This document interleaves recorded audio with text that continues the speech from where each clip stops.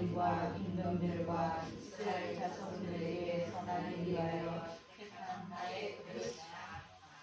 아멘.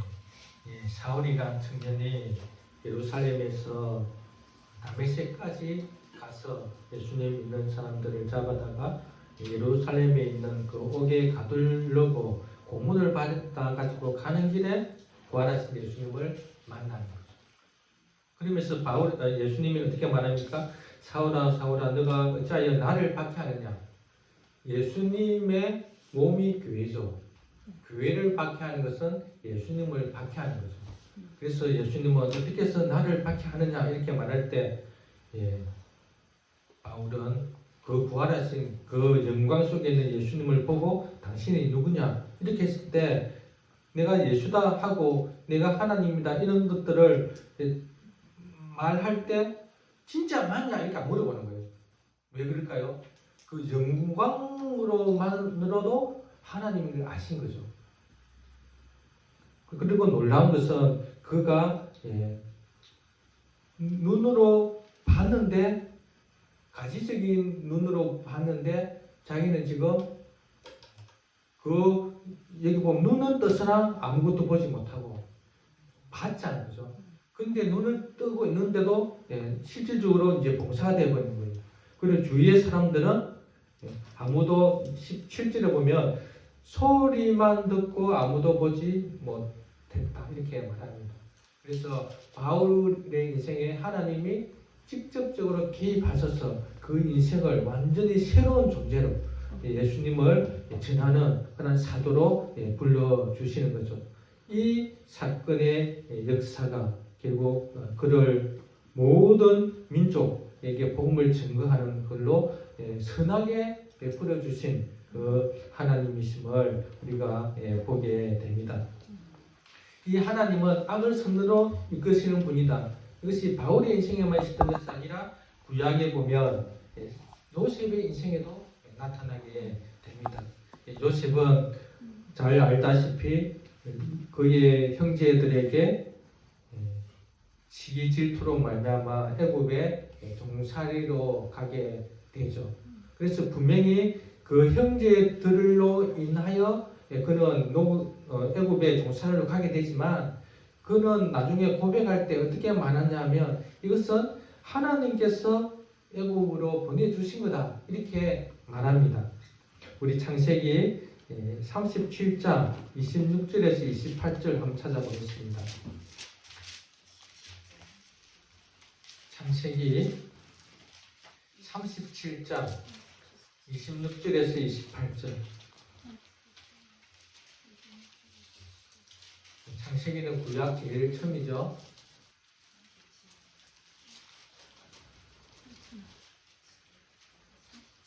창세기 37장 26절에서 28절 읽겠습니다. 시작.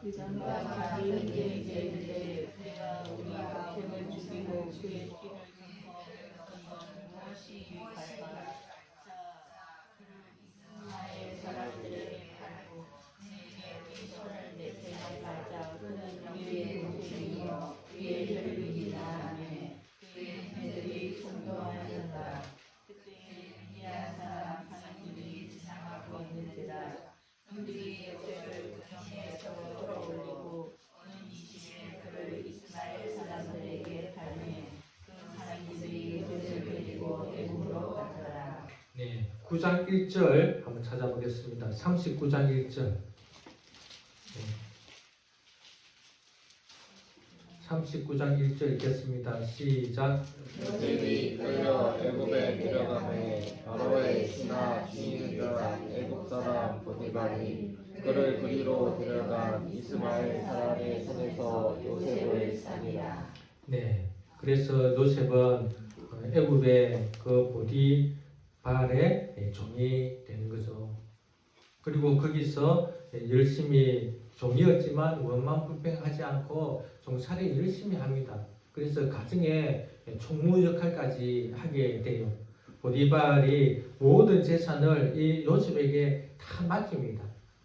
그래서 거기서 그렇게 그냥 우리식으로 말하면 편안하게 잘 살면 좋을 텐데 모함을 받게 돼요. 그래서 어떻게 되냐면 감옥에 갇히게 됩니다. 39장 20절 39장 20절 찾으셨나요? 같이 읽겠습니다. 시작. 이에 요셉의 주인이 그를 잡아 옥에 가두니 그 옥은 왕의 죄수를 가두는 곳이었더라. 요셉이 옥에 갇혔으나 네, 옥에까지 갇힌 거예요. 종으로 팔려간 금에도 얼마나 서럽겠어요. 야곱의 12아들 중에서 제일 청애를 입었고 제일 귀여움을 받아서 채색 옷을 입고 그렇게 지내다가 어느 날 자기 형들로 인하여 가족의 배신을 당하는 거죠. 가족의 배신으로 인하여 종으로 팔려갑니다. 그리고 거기서도 나름대로 최선을 다해서 열심히 살았는데 모함을 받아서 감옥에 갇히게 돼요. 어떤 생각이 들까요? 왜 이 감옥까지 오게 되었나? 내 인생은 왜 그럴까? 이렇게 하지 않으시죠. 그는 감옥에서도 또 열심히 생활하다 보니까 그 간수가 요셉에게 그 감옥을 맡기게 됩니다. 그래서 어떻게 됐냐면 조금 있으면 그가 다시 이제 회복돼요. 근데 놀라운 것은 그냥 평민으로 회복된 것이 아니라 애굽의 총리에 되는 거예요. 그리고 중간에 이야기를 많이 빼먹고 있지만 우리 창세기 41장 40절에서 41절 한번 찾아보겠습니다. 41장 40절에서 41절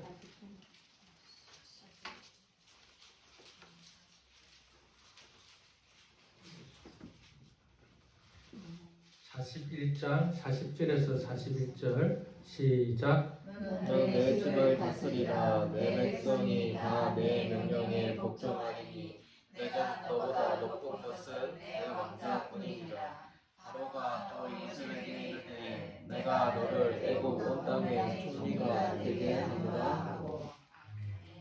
요셉이 감옥에 있을 때 분명히 우리 형들이 나를 이렇게 종살이하게 하지 않았다면, 노예로 팔지 않았다면 나는 이 감옥에 있지 않았을 텐데 막 그런 생각을 은연중에 하기는 했겠죠. 100%안 하지는 않았을 겁니다. 그러나 그 생각이 자기를 놀리지는 못한 거죠. 거기서 그는 또 나름대로 그 죄인으로서 그렇게 살다가 거기서 다시 이렇게 회복됩니다. 그리고 놀라운 것은 이제 다시 말씀을 찾아볼 텐데요. 창세기 50장 14절에서 20절까지. 창세기 50장 14절에서 20절. 여기가 어떤 대목이냐 하면 자기가 이제 복권되었잖아요. 자기가 이제 애굽의 총리 되었으면 뭐부터 생각이 날까요? 원수 갚는 일부터 생각이 날 수 있잖아요. 근데 원수를 갚지 않고 그 형들을 다 품어줍니다. 근데 형들은 어떤 생각을 가지냐면 아버지가 계시기 때문에 아버지가 있으니까 우리를 이렇게 품어주지. 아버지가 돌아가시면 분명히 우리를 해할 것이야. 그렇게 생각하는 거죠. 근데 아버지가 이제 죽고 나서 초상을 치르고 나서 이 과정입니다. 우리 이 과정 14절부터 20절까지 한번 읽어보겠습니다. 시작. 요셉이 아버지를 장사한 후에 자기 형제와 오상꾼과 함께 애굽으로 돌아왔더라. 요셉의 형제들이 그들의 아버지가 죽었음을 보고 말하되 요셉이 혹시 우리를 미워하여 우리가 그에게 행한 모든 악을 다 갚지나 아니할까 하고 요셉에게 말을 전하여 이르되 당신의 아버지가 돌아가시기 전에 명령하여 이르시기를 너희는 이같이 요셉에게 이르라. 내 형들이 내게 악을 행하였을지라도 이제 바라건대 그들의 허물과 죄를 용서하라 하셨나니 당신 아버지의 하나님 성령이 우리 죄를 이제 용서하소서 하매 요셉이 그들이 그에게 하는 말을 들을 때에 울었더라. 그의 형들이 또 친히 와서 요셉의 앞에 엎드려 이르되 우리는 당신의 종들이니이다. 요셉이 그들에게 이르되 두려워하지 마소서. 내가 하나님을 대신하리이까. 당신들은 나를 해하려 하였으나 하나님은 그것을 손으로 바꾸사 오늘과 같이 많은 백성의 생명을 구원하게 하시려 네. 네. 하나님이 그 형들을 통해서 앞서 이 요셉을 애굽으로 보냈다는 거예요. 애굽으로 보내서 거기서 총리가 되게 하고, 그래서 자기 아버지 야곱과 그 많은 형제들의 가족을 다 애굽으로 오게 해서, 애굽에서 그 애굽 같으면 지금으로 같으면 정말 강대국의 그런 보호하심 속에서 한 민족이 성장할 수 있도록, 한 민족이 태어날 수 있도록 그 준비 과정을 하나님이 하셨다. 그것을 지금 고백하는 거죠. 만약에 그들이 애굽에 있지 않았다면 아마 다른 민족에 의해서 그 족속들은 하나의 부족밖에 되지 않습니까? 한 70명의 부족은 살아남지 못했겠죠. 그러나 강대국 그 애굽의 보호 아래 있었기 때문에 그들은 한 민족 200만이나 되는 그 민족의 이스라엘이 탄생하게 된 거죠. 이것은 하나님의 연금술사다. 하나님께서 한 요셉의 그 고난을 통해서 하나님께서 그 민족을 구원하기 위한 악을 선으로 바꾸어 주신 하나님의 역사심이다라는 거죠. 하나님은 우리의 인생도 이렇게 개입하심으로 악을 선으로 이끌어 주시는 줄로 믿습니다. 아멘. 저의 상황도 참 많은 일들이 있었던 것 같은데 그 중에 하나가 저는 원래 학동교회에 가기로 거의 되기로 있었는데 이제 일이 잘못되어서 개척하게 되었거든요. 개척해서 이렇게 여러분들을 만나고 더 좋은 악을 선으로 이루게 되었다고 여겨집니다.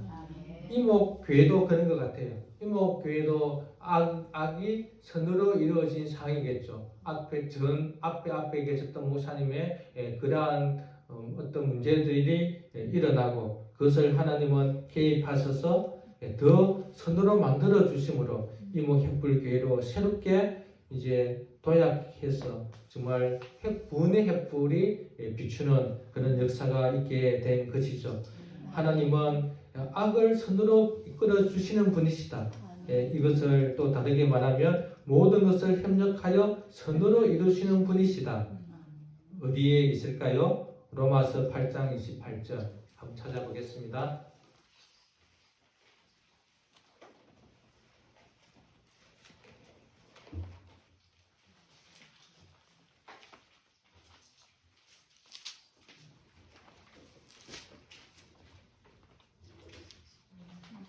로마서 8장 28절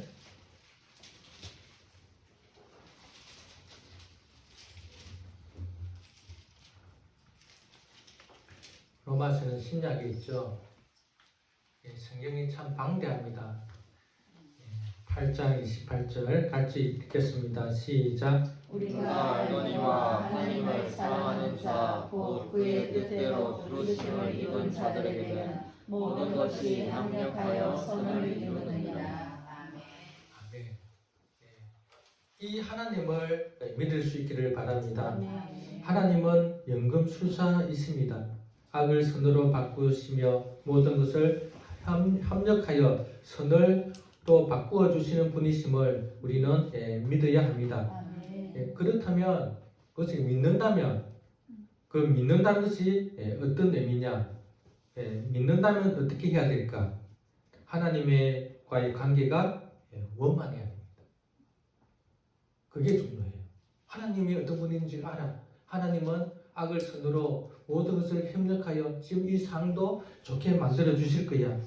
믿는다면 어떻게 해야 되는가? 하나님과의 관계가 원만해야 된다.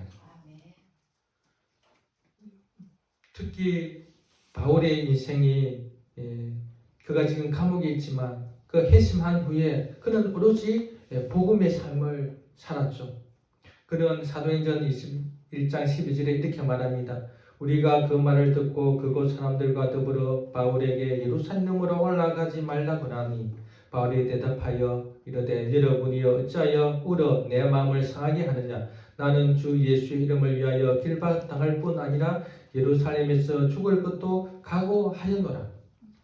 바울은 하나님께서 자기를 부르셨고 그래서 자기가 이제 사도의 직분을 받았기 때문에 이제 자기의 목숨은 오로지 주를 위해서 복음을 전하는 데 사용해야 되겠다. 이러한 각오가 있었고 이러한 관계, 즉 하나님과의 관계 속에 있었기 때문에 하나님은 그를 통해서 그 악한 모든 상황들도 선으로 여겨주셔서 복음을 전진되게 했을 뿐 아니라 그를 위대한 사도로 세워주신 거죠. 요셉도 마찬가지입니다. 우리 39장 2절 다시 한번 찾아볼까요? 창세기 39장 2절 3절. 요셉이 팔려갔지만 형제들 때문에 그가 노예가 되고 감옥에 가게 됐지만 그는 어떤 생각을 가졌나? 창세기 39장 2절 3절 찾으시면 같이 읽겠습니다. 시작. 여호와께서 요셉과 함께 하심으로 그가 형통한 자가 되어 그의 주인 애굽 사람의 집에 있으니 그의 주인이 여호와께서 그와 함께 하심을 보며 또 여호와께서 그의 범사에 형통하게 하심을 보았더라. 창세기 39장 21절에서 23절 21절에서 23절 시작. 여호와께서 요셉과 함께 하시고 그에게 인자를 더하사 간수장에게 은혜를 받게 하시매 간수장이 억준 죄수를 다 요셉의 손에 맡김으로 그 재반 사물을 요셉이 처리하고 간수장은 그의 손에 맡긴 것을 무엇이든지 살펴보지 아니하였으니 이는 여호와께서 요셉과 함께 하시니라. 여호와께서 그를 범사에 형통하게 하셨더라. 여러분들이 하나님과 관계가 원만하여 하나님이 여러분들과 함께 하시기를 축원합니다. 그럴 때에 하나님은 악을 선으로 이끌어 주신다는 거예요.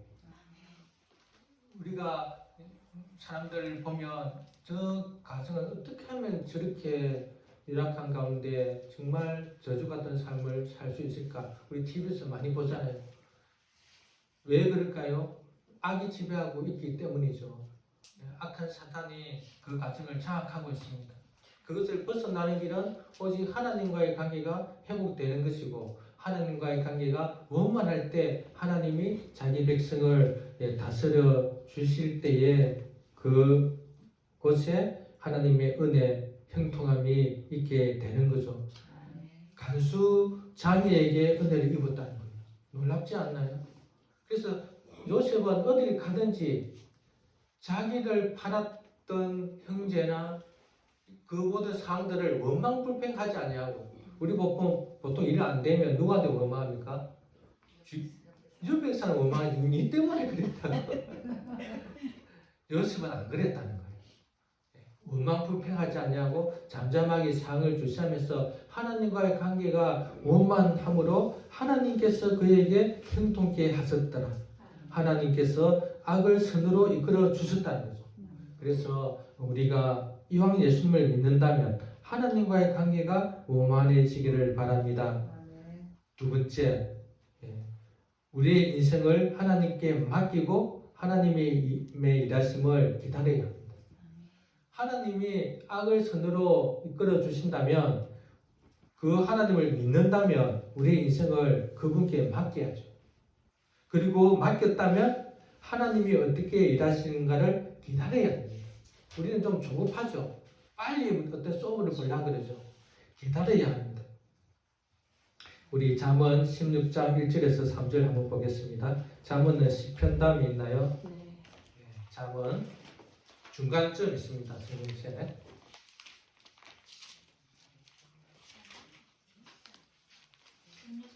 16장 1절에서 3절.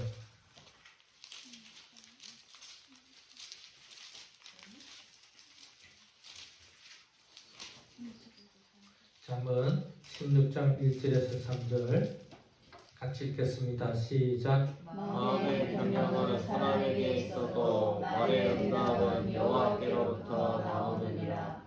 사람의 행위가 자기 보기에는 모두 깨끗하여도 여호와는 심령을 감찰하시느니라.